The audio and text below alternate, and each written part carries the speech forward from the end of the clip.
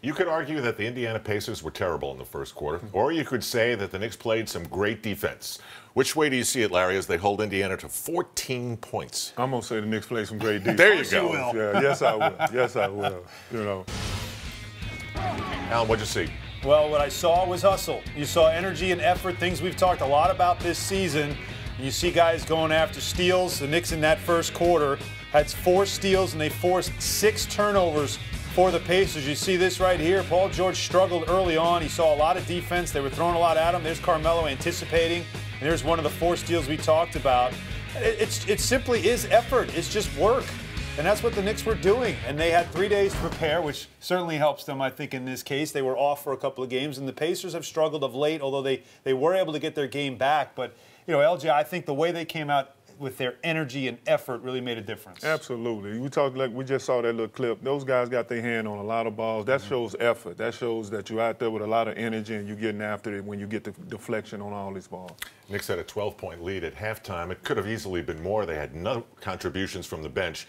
And while we sometimes have had quarters of doom, Alan, the second quarter was the quarter of zoom. The quarter of zoom, that's for sure. It was also the quarter really for Amari Stoudemire and the Knicks and Raymond Felton. The 12-0 run, which we'll see right here, is what got the Knicks going to build a double-figure lead. And there's Raymond Felton, who was very aggressive in this game. That's one of his 5 assists in the quarter, and that's 2 of Amari Stoudemire's 10 points in that second quarter as the Knicks just suddenly opened it up and got things going.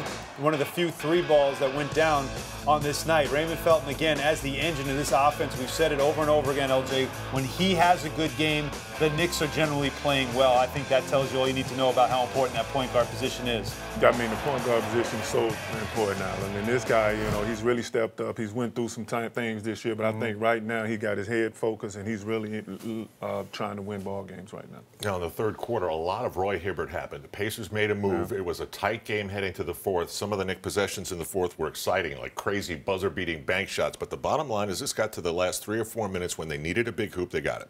Yeah, and again, it really is about the defense, too. You know, we could talk about offense. The Knicks had some issues offensively in this game. The Pacers are a good defensive team, and the Knicks had to play good defense, too. And that's what you see right here. Once again, as you said, there's Tyson Chandler with a great block on Hibbert, who had been hitting that little teardrop all night long.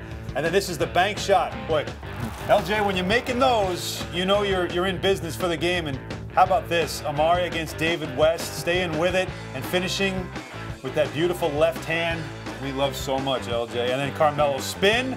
Hibbert couldn't get to that one. No, he couldn't. No, he couldn't. I mean, Amari had a great game. He came out on fire to start, and he just finished it up. So kudos to Amari this game. Now, how important is his contribution because of how the front line for the Pacers have given the Knicks a hard time? To have him keep David West busy on defense and not be able to come over and help Carmelo so often.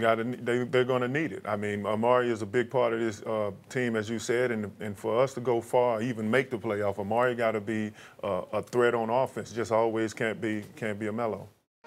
Kick off your weekend, New York, with Friday Night Knicks on MSG. Hardaway out of the pack. With it now. Anthony up and under.